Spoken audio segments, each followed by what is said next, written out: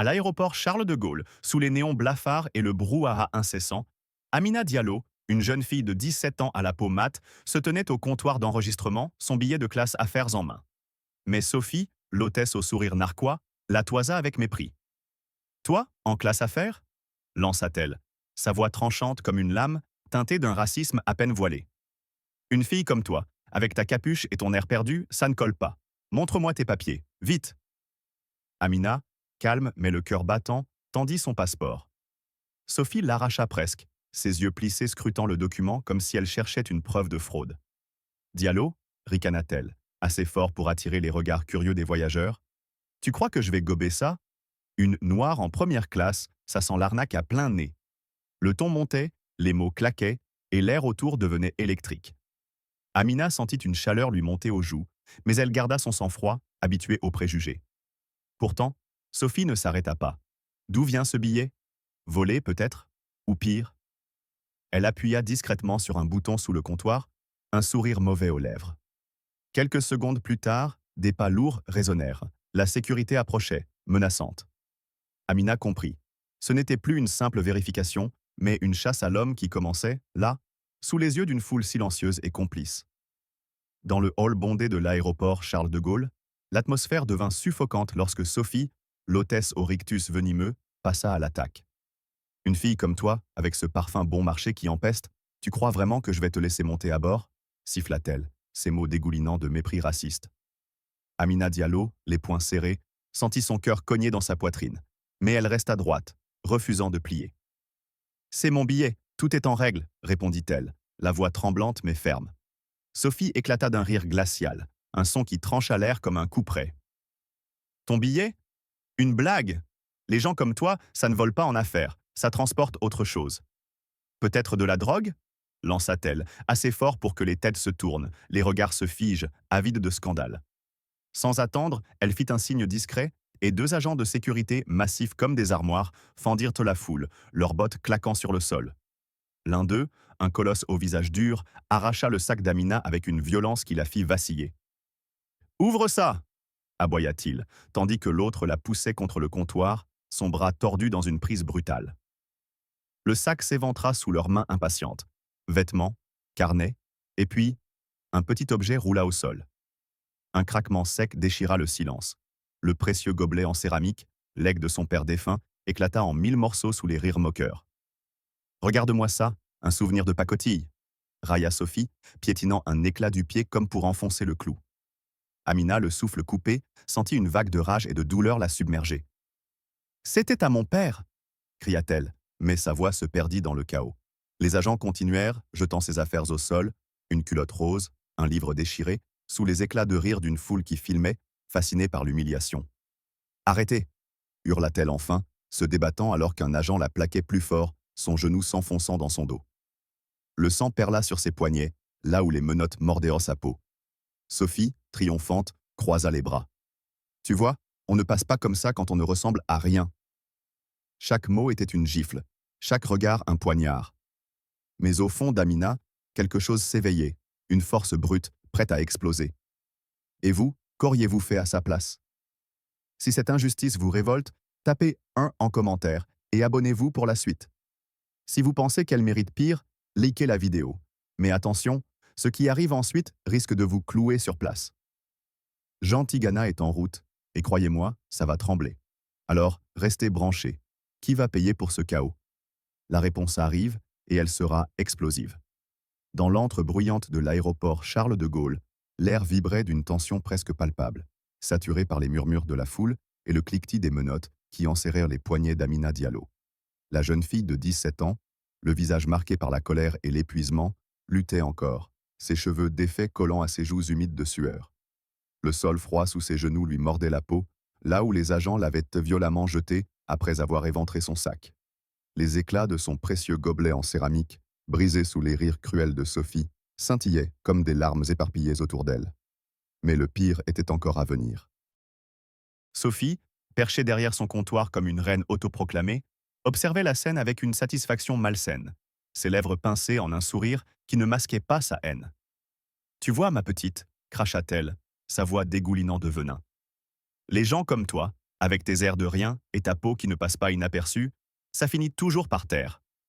Ton billet? Une farce. Amina releva la tête, ses yeux noirs lançant des éclairs, mais avant qu'elle ne puisse répondre, un craquement sec résonna. L'un des agents, un homme au visage taillé dans la pierre, venait de marcher délibérément sur un morceau du gobelet, le réduisant en poussière. Oups, ricana-t-il, ses collègues éclatant d'un rire guttural qui fit frémir la foule. C'est à mon père, espèce de... hurla Amina, sa voix se brisant sous le poids de la rage et de la douleur. Elle tenta de se redresser, mais un troisième agent, plus massif encore, la plaqua de nouveau au sol, son genou s'enfonçant dans son dos avec une force qui lui coupa le souffle. Les menottes, déjà trop serrées, entaillèrent ses poignets, et un filet de sang commença à couler, goûtant sur le carrelage blanc immaculé. La foule, jusque-là passive, s'agita légèrement. Certains détournèrent les yeux, gênés, d'autres sortirent leur téléphone, filmant la scène comme s'il s'agissait d'un spectacle de rue. Mais personne n'intervint. Personne n'osa. C'est alors que Pierre, le superviseur de l'aéroport, fit son entrée. Grand, mince, vêtu d'un costume gris impeccable qui contrastait avec la sueur luisant sur son front, il avançait à pas mesurés, comme s'il voulait donner l'illusion de maîtriser la situation. Mais ses mains tremblaient d'un coup légèrement lorsqu'il s'arrêta devant Amina, toujours clouée au sol. « Mademoiselle Diallo, commença-t-il, sa voix faussement calme, votre billet présente des anomalies. Nous ne pouvons pas vous laisser embarquer. » Il marqua une pause, jetant un regard rapide aux agents avant d'ajouter, plus fort, pour que tous entendent, « Et vu votre comportement, je dirais que vous ne méritez même pas de poser un pied dans cet avion. Emmenez-la hors de ma vue. » Amina sentit son sang bouillir. « Mon comportement ?» cria-t-elle, se débattant sous la poigne de fer qui la maintenait. « Vous m'accusez parce que je ne corresponds pas à votre idée de qui doit voler en première classe? Parce que je suis noire ?» Sa voix, rauque et brisée, porta loin, faisant vaciller Pierre un instant. Mais il se ressaisit vite, son visage se durcissant. « Ne jouez pas cette carte avec moi, » rétorqua-t-il, glacial. « Votre billet est suspect, point final. Et votre petite révolte ici ne fait que prouver que vous êtes un problème. » Il claqua des doigts, et les agents la relevèrent brutalement, la traînant vers une porte latérale. Ses pieds glissèrent sur le sol, ses baskets crissant alors qu'elle tentait de résister. « Je n'ai rien fait de mal !» hurla-t-elle, sa voix résonnant dans le hall comme un défi lancé à l'univers. Les agents ne bronchèrent pas, leurs visages impassibles, presque mécaniques. L'un d'eux, celui qui avait écrasé le gobelet, resserra sa prise sur son bras, murmurant à son oreille « Tais-toi, ou ça va empirer !» Une menace sourde, lourde, qui fit frissonner Amina malgré elle. Mais elle ne se tut pas. « Vous ne savez pas qui est mon père ?» lança-t-elle désespérée, alors qu'il la poussait vers un couloir sombre, loin des regards. Pierre, qui suivait à distance, s'arrêta net. « Ton père ?» répéta-t-il, un rire sec échappant de sa gorge. « Et qui est-ce, hein? Un roi africain? Un dealer qui t'a payé ce billet volé ?» Ces mots étaient comme des coups de fouet, visant à l'écraser une fois pour toutes. Mais Amina, malgré la douleur qui irradiait dans son corps, redressa la tête. « Jean Tigana, » dit-elle, sa voix tremblante mais claire, un éclat de défi dans les yeux. Pierre pâlit légèrement, mais il secoua la tête, incrédule. « Tigana? Le footballeur? Ridicule. Tu inventes des histoires pour t'en sortir. Emmenez-la, vite !» Les agents obéirent, la traînant sans ménagement vers une salle isolée. Les portes se refermèrent derrière elle avec un claquement métallique, étouffant ses cris. Le couloir résonnait encore de ses protestations, mais Pierre tourna les talons, un sourire satisfait aux lèvres, convaincu qu'il avait gagné. Il ne voyait pas les téléphones toujours braqués sur lui, ni les murmures qui enflèrent dans la foule. Il ne savait pas que, quelque part dans Paris, un homme au regard d'acier, Jean Tigana, avait déjà raccroché son téléphone après un appel bref et furieux de sa fille. Il ne savait pas que le sol sous ses pieds allait bientôt trembler. Amina, seule dans la pièce froide, les poignets en sang, fixa le mur devant elle. Les éclats de son gobelet brisé dansaient encore dans son esprit, un symbole de tout ce qu'on venait de lui arracher. Mais au fond d'elle, une flamme brûlait, plus vive que jamais. Elle savait que son père viendrait. Elle savait que cette injustice ne resterait pas impunie. Et alors que les minutes s'égrenaient dans un silence oppressant, elle murmura pour elle-même. « Ils vont regretter. » Dehors, le chaos n'avait fait que commencer. Soudain, un grondement sourd déchira l'atmosphère. Les portes vitrées du terminal s'ouvrirent avec une violence contenue, et une silhouette imposante s'avança dans la lumière crue des néons. Jean Tigana était là. L'ancien footballeur, légende vivante du football français, ne portait ni costume clinquant, ni escorte tapageuse, juste une veste sombre usée et des chaussures de sport qui claquèrent sur le carrelage avec une précision militaire. Mais son regard, un mélange de feu et d'acier, suffisait à faire reculer les curieux. Ses épaules larges, forgées par des années de combat sur les terrains, semblaient porter une colère ancienne, une rage qui n'avait pas besoin de mots pour s'exprimer. La foule s'écarta instinctivement, comme devant un prédateur, et les téléphones, jusque-là braqués sur le chaos, se tournèrent vers lui, capturant chaque mouvement. Amina, dans sa cellule improvisée, releva la tête au son d'un cri étouffé venant du hall. Les agents qui la gardaient, deux colosses au visage fermé, échangèrent un regard nerveux. Qu'est-ce que c'est que ça marmonna l'un d'eux, posant une main sur son talkie-walkie. Mais avant qu'il ne puisse obtenir une réponse, la porte de la salle s'ouvrit à la volée, et un jeune employé, le visage blême, bégaya. Monsieur, monsieur Tigana, il est là, il demande la fille. Les agents se figèrent, leurs doigts crispés sur leur ceinture. Tigana répéta le plus grand, incrédule, mais une lueur de doute traversa ses yeux. Amina, elle, sentit son cœur bondir. Papa, murmura-t-elle, sa voix rauque se brisant sous l'espoir. Dehors, Jean avançait, implacable. Les agents du hall, ceux qui avaient brutalisé Amina, reculèrent d'un pas, leurs mains hésitant entre leurs matraques et l'air qu'ils tentèrent de garder assuré. Pierre, alerté par le tumulte, réapparut, son costume impeccable désormais froissé par la hâte. Il s'arrêta net en voyant Jean et son sourire suffisant s'effaça comme une flamme sous la pluie. « Monsieur Tigana » balbutia-t-il, sa voix tremblante trahissant une peur qu'il ne pouvait masquer. Jean ne répondit pas tout de suite. Il s'arrêta à quelques mètres, ses yeux noirs transperçant Pierre comme des lames. « Où est ma fille » demanda-t-il enfin, sa voix basse, grave, un grondement qui semblait faire vibrer le sol. Pierre déglutit, cherchant ses mots. « Votre fille ? Écoutez, il y a eu un malentendu, une erreur de procédure. » Mais Jean fit un pas en avant, et Pierre recula, trébuchant presque sur un chariot abandonné. « Un malentendu » répéta Jean, chaque syllabe chargée d'une menace sourde. « Vous avez menotté ma fille, jeté ses affaires au sol, brisé ce qui lui restait de son père biologique, et vous osez parler de malentendu ?» Sa voix monta d'un cran, et la foule retint son souffle. Les agents, jusque-là immobiles, commencèrent à s'agiter, mais un regard de Jean les cloua sur place.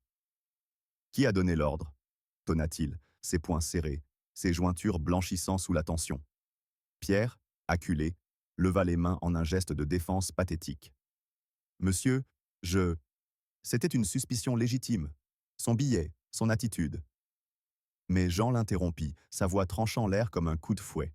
« Son attitude ? Parce qu'elle est noire ? Parce qu'elle ne rentre pas dans vos petites cases ?» Il fit un autre pas, et Pierre heurta le comptoir derrière lui, son visage désormais livide. « Vous avez vu une gamine de 17 ans, et vous avez décidé qu'elle était une criminelle. Vous l'avez humiliée devant tout le monde. Et maintenant, vous allez me dire où elle est, où je vais la trouver moi-même. Et croyez-moi, vous ne voulez pas que je commence à chercher. » Un silence étouffant s'installa. Les téléphones continuèrent de filmer, les murmures de la foule s'amplifiaient, mais personne n'osait intervenir. Sophie, qui avait déclenché ce cauchemar, se tenait en retrait, les bras croisés, mais son assurance s'effritait à vue d'œil. Elle tenta de parler. « Monsieur, c'est moi qui ai signalé. » Mais un regard de Jean la fit taire, ses mots mourant dans sa gorge. Il se tourna de nouveau vers Pierre. « Conduisez-moi à elle, maintenant. » Ce n'était pas une demande, mais un ordre, porté par une autorité qui ne souffrait aucune discussion. Pierre, tremblant, hocha la tête et fit signe aux agents. « Allez la chercher, vite !» ordonna-t-il, sa voix brisée par la panique. Les deux colosses qui gardaient Amina sortirent précipitamment de la salle, la traînant derrière eux. Lorsqu'elle apparut, les menottes toujours au poignet, le sang séché sur ses mains, Jean sentit une vague de fureur l'envahir. Il s'avança vers elle, ignorant les agents qui reculèrent comme des ombres. « Amina » murmura-t-il, sa voix adoucie pour la première fois, mais ses yeux restèrent rivés sur Pierre, promettant une tempête à venir. Amina releva la tête, ses larmes contenues depuis trop longtemps débordant enfin. « Papa » souffla-t-elle, titubant vers lui. Jean tendit les bras, mais avant de la serrer contre lui, il se tourna une dernière fois vers Pierre. « Retirez-lui ses menottes. Tout de suite. » Les agents s'exécutèrent, leurs mains tremblantes bataillant avec les clés sous le regard incandescent de Jean. Le métal tomba au sol avec un bruit sec, et Amina se jeta dans les bras de son père, son corps secoué de sanglots silencieux. Mais Jean ne s'arrêta pas là. Tenant Amina d'un bras, il fixa Pierre, sa voix redevenant un grondement sourd. Vous avez cru pouvoir la briser. Vous avez cru que personne ne viendrait pour elle. Vous vous êtes trompé. Il marqua une pause, laissant ses mots s'enfoncer comme des clous. Ceci n'est pas fini. Puis, sans un regard de plus, il guida Amina hors de la foule, ses pas résonnant comme un avertissement. Derrière lui, Pierre s'effondra contre le comptoir, le souffle court, tandis que les murmures de la foule explosaient en un chaos de spéculation. L'aéroport tout entier semblait retenir son souffle, conscient qu'un règlement de compte venait de commencer. Pierre, dont le costume gris impeccable était désormais trempé de sueur, tenta de reprendre contenance, mais ses mains tremblaient comme des feuilles dans le vent. Monsieur Tigana, balbutia-t-il, sa voix vacillante trahissant une panique qu'il ne pouvait plus dissimuler. Je ne savais pas. Il recula d'un pas, heurtant le comptoir derrière lui avec un bruit sourd, ses yeux écarquillés cherchant une issue qui n'existait pas. Jean fit un pas en avant, lent, délibéré, et l'air sembla se charger d'électricité. « Tu ne savais pas ?» répéta-t-il, sa voix grave roulant comme un tonnerre lointain. « Tu ne savais pas que c'était ma fille que tu as fait traîner au sol, que tu as humiliée, que tu as traitée comme une criminelle devant tout le monde ?» Amina, blottie contre son père, releva la tête, ses larmes séchées laissant place à une lueur de défi. Pierre ouvrit la bouche pour répondre, mais aucun son n'en sortit. Sa gorge se serra, et il porta une main à son col, comme s'il étouffait sous le regard implacable de Jean. « Je pensais... Une erreur? Un problème avec le billet ?» bredouilla-t-il enfin, mais ses mots sonnaient creux, dérisoires, face à la fureur qui émanait de l'homme devant lui. Jean pencha légèrement la tête, un geste presque imperceptible, mais qui fit frissonner Pierre. « Une erreur ?» rugit-il soudain, sa voix explosant dans le hall comme un coup de canon. « Tu as vu sa peau, son nom, et tu as décidé qu'elle n'avait pas sa place ici. Tu as laissé tes hommes la brutaliser, briser ce qui lui restait de son père biologique, et tu oses parler d'erreur ?» La foule s'agita, des murmures s'élevant comme une marée montante. Sophie, qui s'était tenue en retrait, tenta de se fondre dans l'ombre, mais ses yeux trahissaient une peur grandissante. Pierre, acculé, leva les mains en un geste désespéré. « Monsieur Tigana, je vous jure, ce n'était pas personnel !» cria-t-il, sa voix montant dans les aigus sous la pression. « C'était une procédure standard, une suspicion légitime. » Mais Jean l'interrompit, sa main se levant comme pour couper le fil de ses excuses. « Légitime ?» tonna-t-il, avançant encore, si près que Pierre pouvait sentir la chaleur de sa colère. « Tu as regardé ma fille et tu as vu une menace, pas une adolescente avec un billet valide.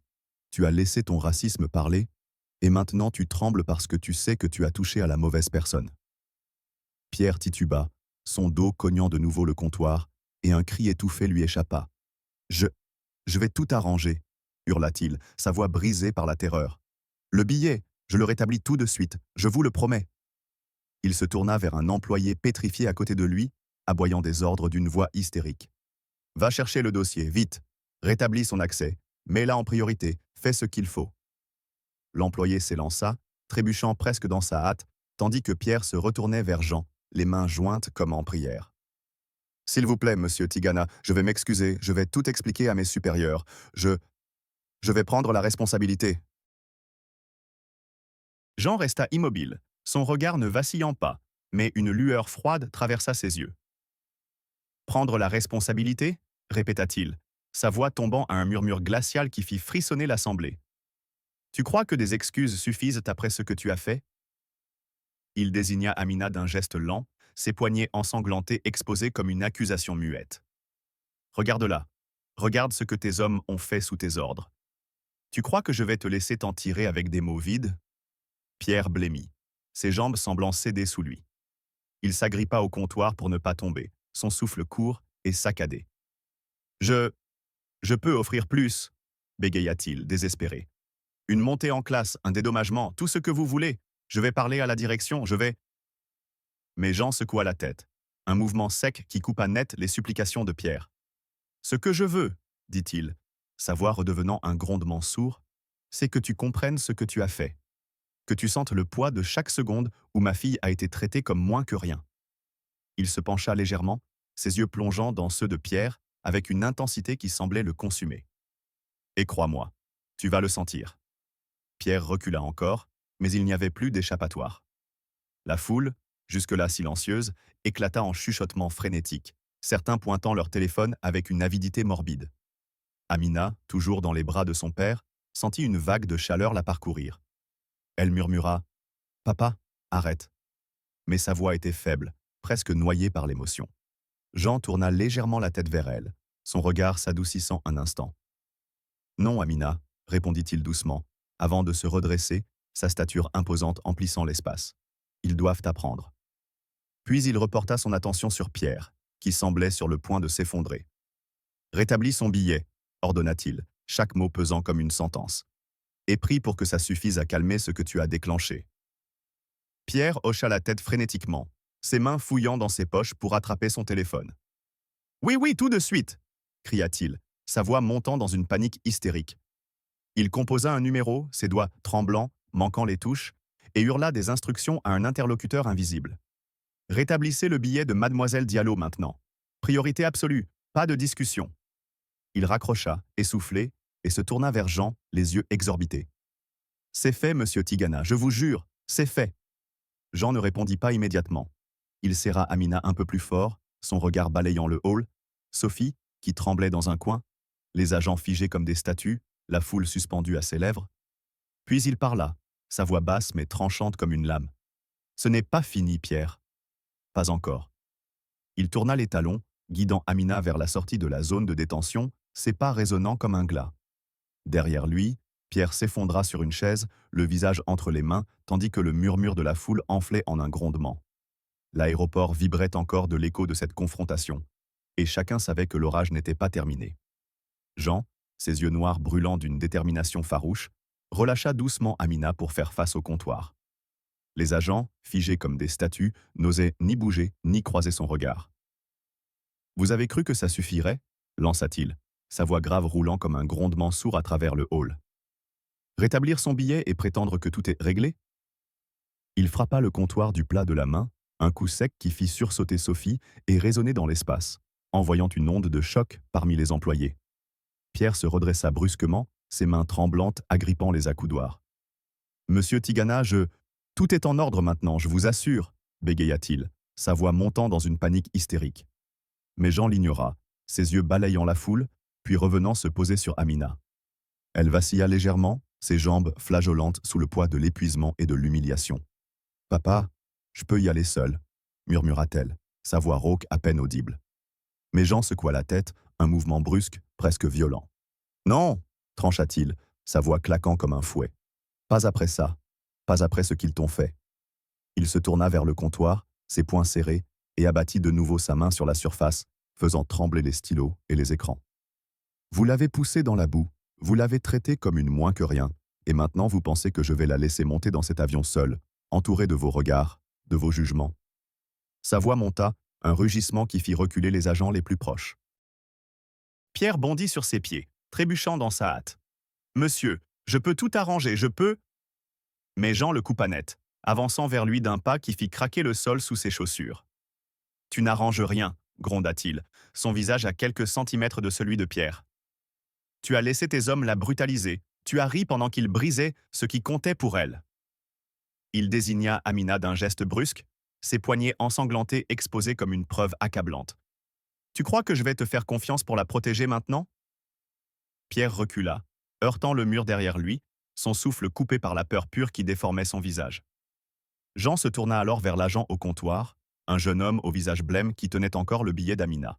« Trouve-moi une place, » ordonna-t-il, sa voix basse mais tranchante comme une lame. « Je monte avec elle. » L'agent sursauta, ses doigts tremblants pianotant sur le clavier. « Mais monsieur, le vol est presque complet, je… » Jean se pencha en avant, ses yeux plongeant dans ceux du jeune homme avec une intensité qui le fit taire. « Trouve une place, » répéta-t-il, chaque mot pesant comme une menace. Le silence qui suivit fut assourdissant, brisé seulement par le cliquetis frénétique des touches, alors que l'agent s'exécutait, la sueur perlant sur son front. Amina, toujours à ses côtés, tenta de protester. « Papa, tu n'as pas à… » Mais Jean posa une main sur son épaule, ferme mais tendre, et la regarda droit dans les yeux. « Si, Amina, » dit-il doucement, avant que sa voix ne durcisse à nouveau. Je ne te laisse pas seul après ce qu'ils t'ont fait. Pas une seconde. Il se redressa, son regard balayant le hall, défiant quiconque de s'opposer à lui. Sophie, qui avait osé lever la tête, baissa les yeux sous ce feu, ses mains tremblantes serrant son badge comme un bouclier dérisoire. Pierre, désespéré, tenta une dernière fois de reprendre le contrôle. Monsieur Tigana, je peux escorter votre fille moi-même, je peux garantir. Mais Jean pivota vers lui, rapide comme l'éclair, et frappa le comptoir une troisième fois, un coup si puissant que le bois craqua sous l'impact. Garantir, rugit-il, sa voix emplissant l'espace comme une déflagration. Tu n'as rien garanti jusqu'ici, sauf la honte et la douleur pour ma fille. Il pointa un doigt accusateur vers Pierre, qui recula encore, trébuchant sur une chaise renversée. Je monte avec elle, et si tu tentes encore une fois de jouer au malin, tu verras ce que ça coûte de croiser mon chemin. La foule, jusque-là figée, éclata en murmures frénétiques, les téléphones capturant chaque instant de cette confrontation explosive. L'agent au comptoir, enfin, leva les yeux, la voix tremblante. J'ai trouvé une place, monsieur Tigana, à côté de mademoiselle Diallo. Jean hocha la tête, un geste sec, et prit le billet des mains du jeune homme sans un mot. Puis il se tourna vers Amina, son regard s'adoucissant un instant. On y va, murmura-t-il, passant un bras autour de ses épaules, la guidant vers la porte d'embarquement. Mais avant de partir, il lança un dernier regard à Pierre, un avertissement silencieux qui fit blêmir le superviseur une fois de plus. Alors qu'il s'éloignait, Pierre s'effondra de nouveau sur sa chaise, les mains sur le visage, son autorité réduite en cendres. Sophie, tremblante, murmura quelque chose d'inaudible, mais personne ne l'écouta. Le hall vibrait encore de l'écho de la voix de Jean, et les regards suivèrent le duo père-fille, fascinés par la puissance brute de cet homme qui refusait de plier. Mais au-delà de la colère, il y avait autre chose. Une promesse, une détermination farouche à protéger Amina, coûte que coûte. Et alors qu'il disparaissait vers la porte d'embarquement, une question planait dans l'air. Qu'arriverait-il ensuite? Et vous, qu'en pensez-vous? Si cette tension vous a secoué, laissez un oui en commentaire et abonnez-vous pour ne pas rater la suite. Si vous voulez voir Pierre payer encore plus cher, dites-le nous, la prochaine étape risque de tout faire basculer. Restez avec nous, car ce n'est que le début d'une tempête qui va tout emporter.